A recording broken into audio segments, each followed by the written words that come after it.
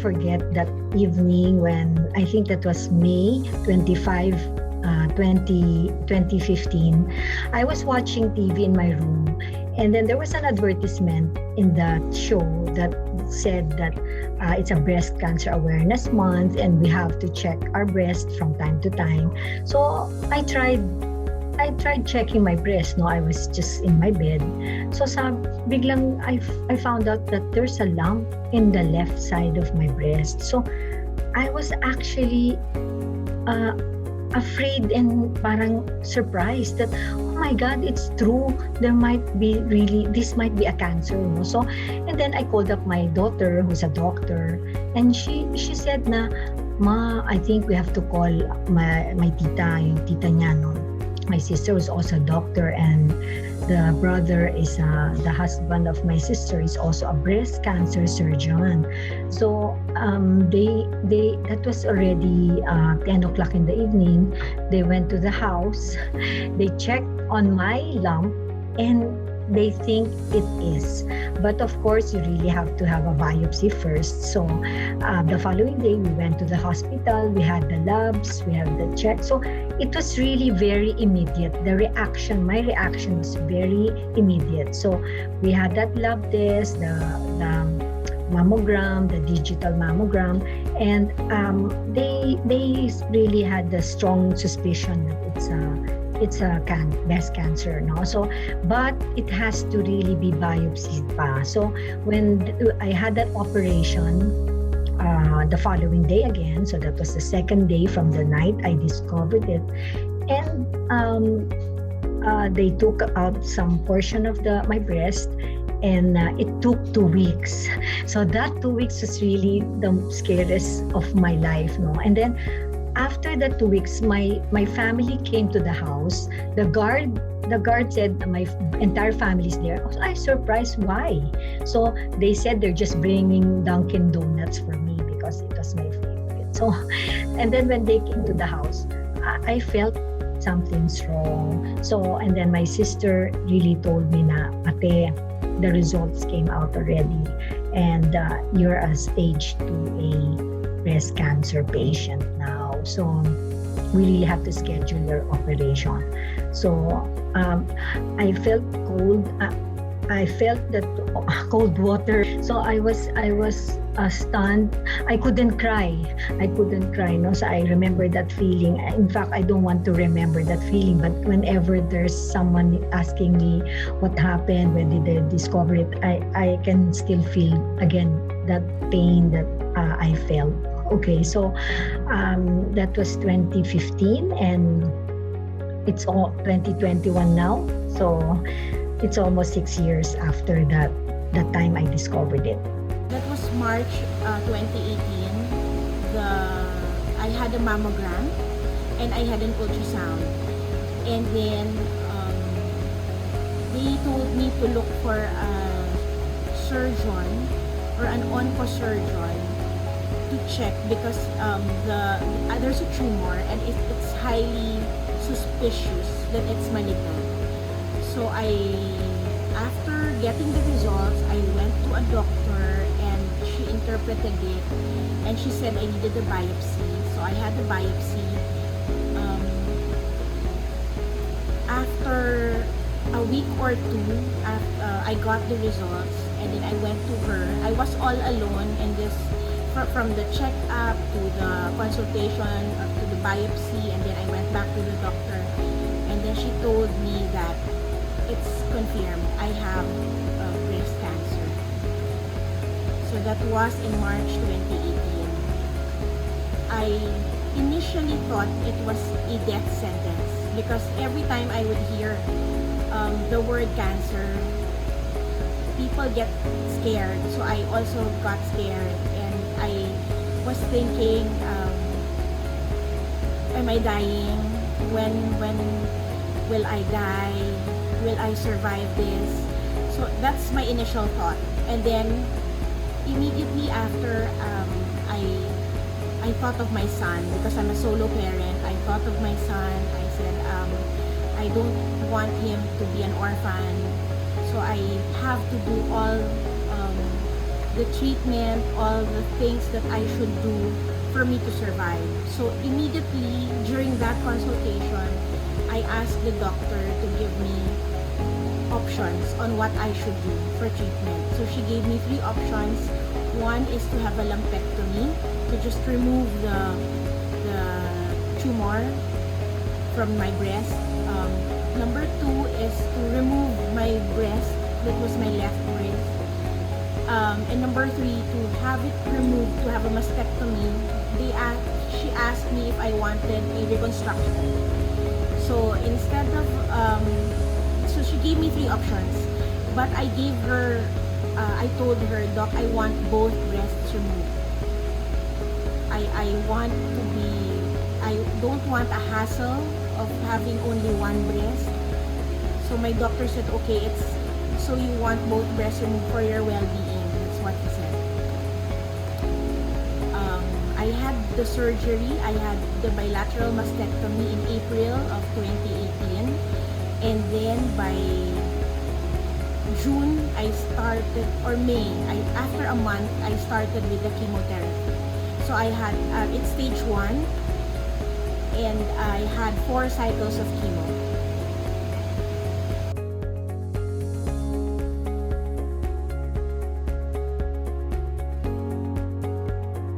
Yeah, I have mentored a lot of colleagues even here in Araneta, and my friends in college, in high school. Because they knew that I was a breast cancer patient, they call on me to ask for advice and inspiration. So they saw me as a positive person. They didn't even feel that I was undergoing chemo then. I said there's life beyond Dixie. Cancer changes our lives, but important how to prioritize things.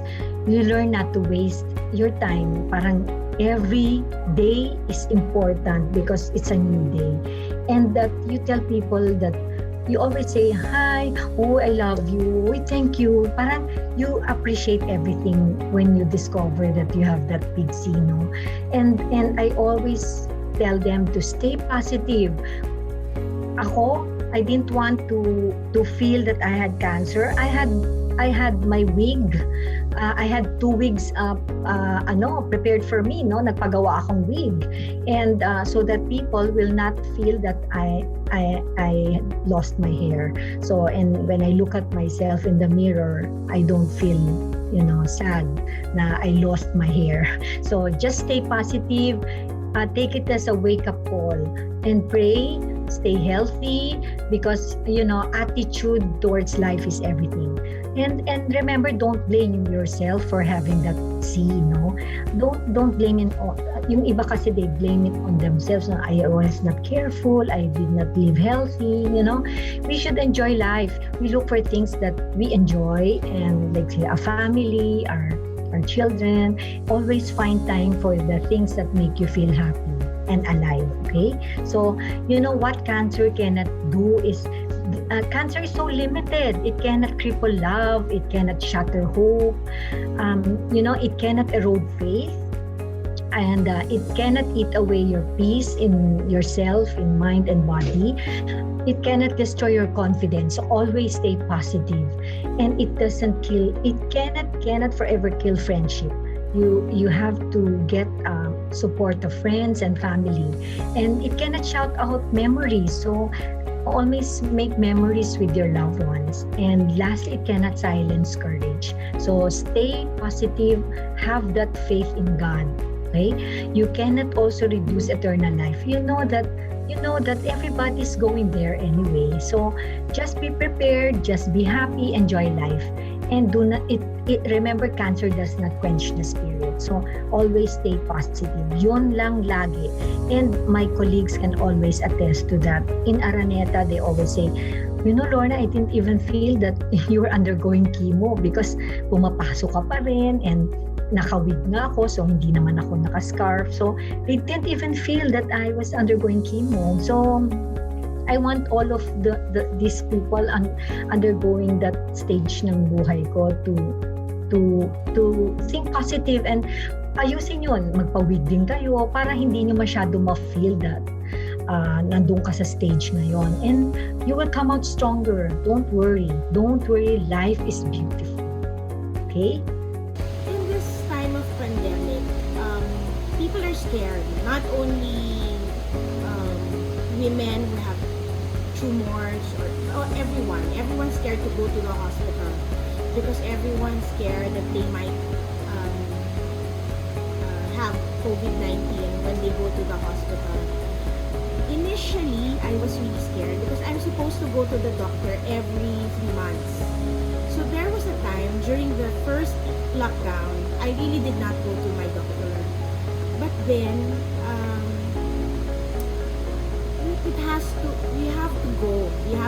We really have to go and get the ultrasound that we have to do or the PET scan because the time is really of the essence in our case because we don't want the cancer to spread and we want to monitor it. So my advice to women out there, do not wait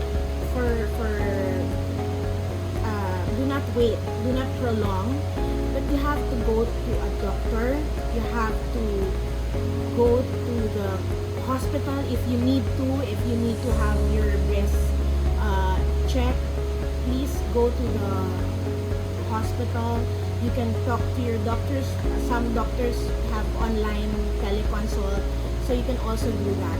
But my advice is please have an examination because that is very important.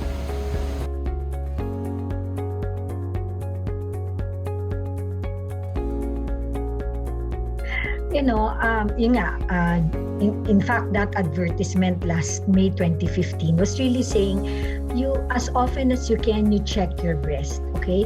And especially children of breast cancer or cancer patients, especially mothers, they're saying that it's genetic and sometimes at the age of 25 years old, babae, female and male, children should really have their checkup already by the age of 25 and above. So every year you should have that checkup with your breast. Tapos you always have to stay away. Try to stay away from stress. I know it's hard.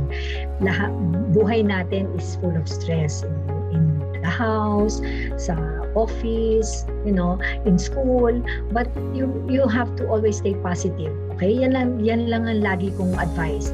And always take good care of your health. Siyempre, di ba? Like kahit ngayon, yan ang usual problem na ngayon, mental health, di ba? And always be conscious of your body. Anything na makita mo, may pasa, may matambok, don't take it for granted. Try to really see a doctor already or mag-telemedicine ka muna. Basta ang teleconsult. Ang importante is you don't take it for granted because early detection will save people from cancer. Okay? And always pray. Ang lagi ko sinasabi, ako, I survived 6 years because I became very close to the Lord na parang this is my second life and I hope cancer will not come back and that I will be an inspiration to a lot of people. And that's why I'm very happy that I have this opportunity to give my advice and share my experience to everyone, not even yung hindi pa may cancer. I just want every woman to take care of her body and make sure that you have your checkup every now and then. And pag naliligo nga, always check your breast. Okay? Yan ang advice ko. Even sa dalawa kong daughters, doctor yung isa kong daughter, but she always does that because mothers na nagka-cancer, normally daw their children may malakas ang high risk ang pagiging cancer patients din. Okay? So, as I always say, stay positive, pray, and enjoy life. To the young women out there, please do not be scared. You can actually do a self-exam at home. So while you're taking a bath, or after taking a bath, you can do a breast exam just to check if there's a lump. And then you can please go to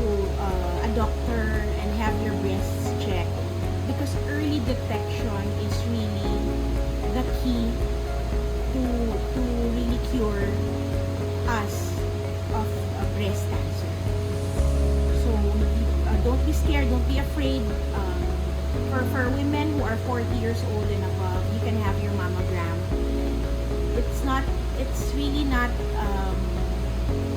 difficult to have it. It's not that painful.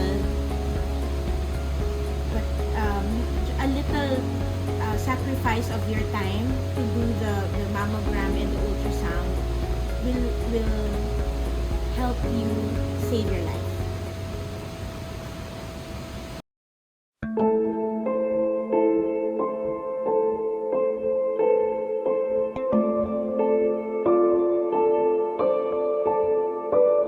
Marami ng Pilipina ang nadadiagnose with breast cancer. Actually, sa latest statistics, 1 in 13 Filipina will be diagnosed with breast cancer in their lifetime. At kilala tayo sa Southeast Asia na may pinakamaraming kababaihang namamatay sa breast cancer. Ang malungkot lang, while marami na tayong naririnig na campaigns about breast cancer, especially during the month of October dahil yan ay Breast Cancer Awareness Month. Marami pa rin kababaihan natin ang hindi nag-a-avail ng consultation or treatments sa mga ospital. Una, siguro dahil sa takot. Pangalawa, dahil sa kawalang kaalaman. Dito pumapasok yung Kasuso Foundation. Basically, we're focused on awareness.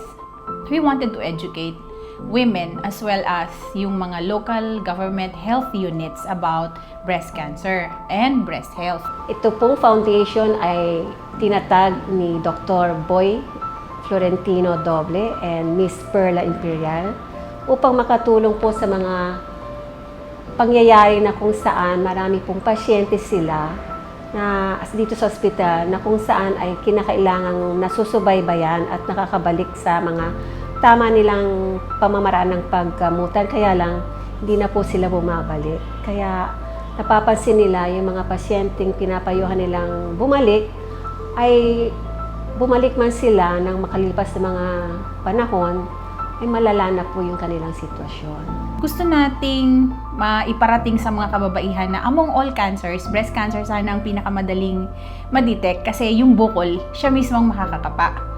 And maraming government resources na available na pwede nilang ma-avail. Kaya lang, dahil hindi nga nila alam, malungkot na ang mga kababaihan natin nakakarating lang sa ospital kapag late stage na. Isa pong nakakasagabal sa kanila, una ay ang hindi kakulangan ng kaalaman tungkol sa sakit na cancer sa suso.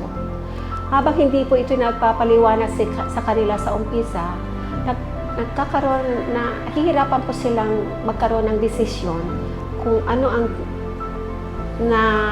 nararapat nilang gawin at saan sila pupunta para makakuha ng ganong informasyon. Kasama sa aming breast cancer advocacy yung ipinapaalam namin sa mga kababaihan na andito kami sa ospital where a unique organization among other breast cancer support groups kasi kami nakabase kami mismo sa isang public hospital. So, mas malapit kami sa mga pasyente. Ang unang-unang tanong sa ng mga kababaihan, saan kami pupunta kapag may bukol kami? And ina-address namin yon na meron tayong surgery na syempre ang unang sasabihin ng mga kababaihan, wala akong pambayad sa mga doktor. Libre po ang konsultasyon sa lahat ng public hospital sa buong Pilipinas. May konting bayad sa surgery at biopsy kung meron kang PhilHealth na gagamit dyan. Pwede siyang maging libre dahil may social service. So, marami tayong kababaihan na hindi alam yan. Pangalawa, pag alam ng may breast cancer, mahal ang gamutan sa breast cancer dahil mahal ang chemo. Sa mga pampublikong ospital, isa ang East Avenue Medical Center na merong free chemo program for stage 1 to 3B. Doon naman po sa financial, basta na binigyan po sila ng reseta ng doktor kung anong kailangan nilang gawin, bilhin o anong laboratory, meron namang pong tulong sa ospital. Kung ang serbisyo po yan ay galing sa ospital, meron namang pong social service na kung saan pwede nilang lapitan at maklasify sila kung anong tulong ang pwede nilang makuha galing sa ospital. Kung yun po ay na-apply na sa mga bayarin nila sa loob ng ospital at meron pa silang mga kakailanganing babayarin sa labas ng ospital at makakakuha po silang tinatawag na order o payment of order o invoice, doon po namin i-apply yung classification kung anong itutulong namin. Kung sinasabing class C1, ibig sabihin, 75% magagaling sa bulsa ng pasyente. Class 2 is 50-50 and class 3 is 25-75.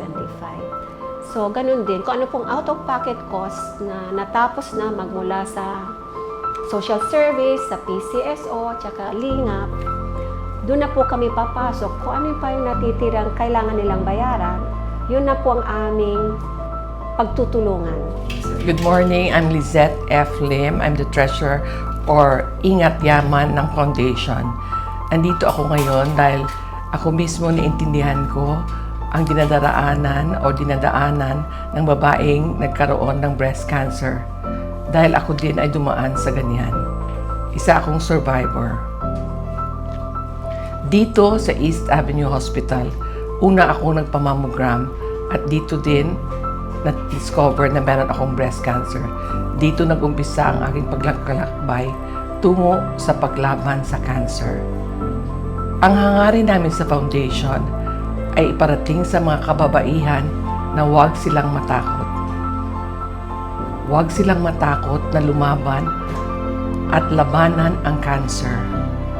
Ang hangarin namin sa foundation ay iparating sa mga kababaihan kahit sa malalayong lugar, pareho ng Marinduque, ng Coronadal, kung saan kami nakakarating na merong paraan. At ang isang paraan ay ang kaalaman. Tinuturo namin sa kanila kung paano mag-self-breast examination.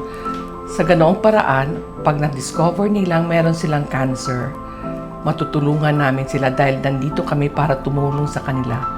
At ang una-una nating malalaman ay ang early detection save lives. So nandito kami sa kanilang paglalakbay, andito kami aalalay sa kanila, kaya nandito ang foundation. We're not funded by the government. We don't have government funding to support our programs, our activities, and the things that we do for the patients. We're solely dependent on private donations from companies, corporations. Classic example is the building that we are in right now. We used to be housed in a very small space sa breast care center sa outpatient department kung saan nagsisiksikan ang almost 100 patients.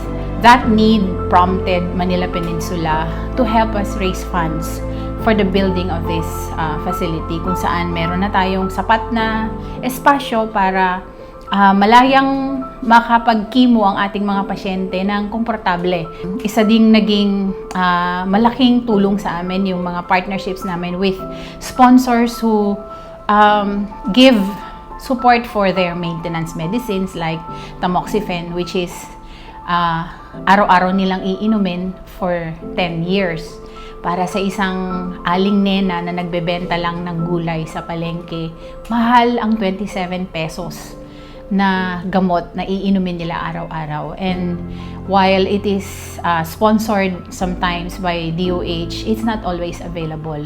So ang laking tulong para sa mga kaibigan nating ibang mga organisasyon kagaya ng Pink for Life, tsaka Bosom Buddies na nagbibigay ng libreng gamutan for 3 to 6 months. So these relationships with other NGOs, corporations and companies and private individuals enable us to help the patients with every kind of need that they may have.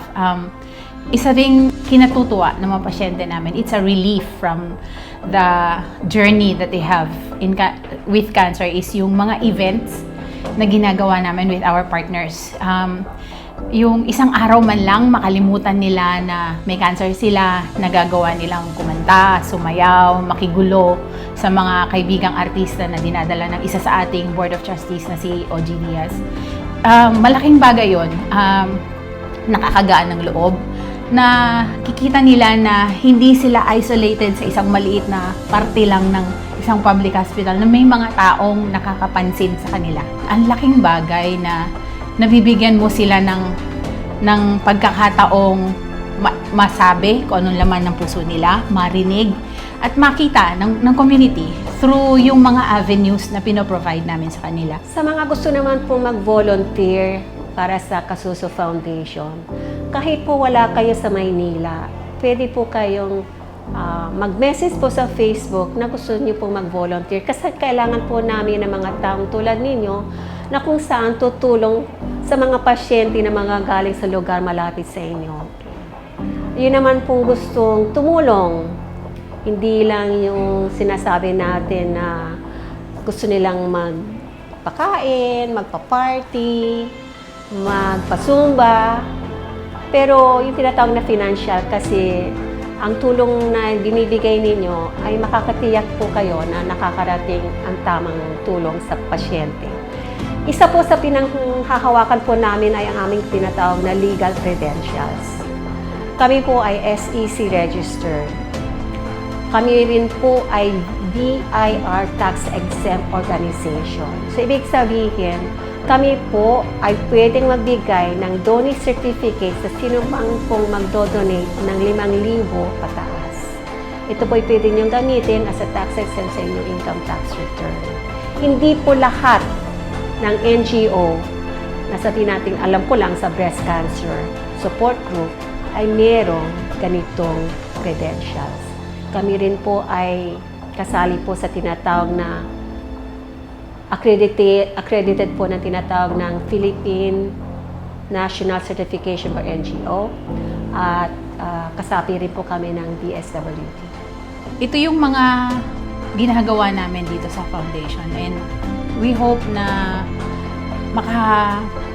maka-empower kami ng maraming tao and encourage and inspire more people to join us in this fight against breast cancer. Kasi yung pinagsama-samang effort ng bawat isa, malaking bagay siya. Makaka-create siya ng pagbabago, lalong-lalo na para sa buhay ng ating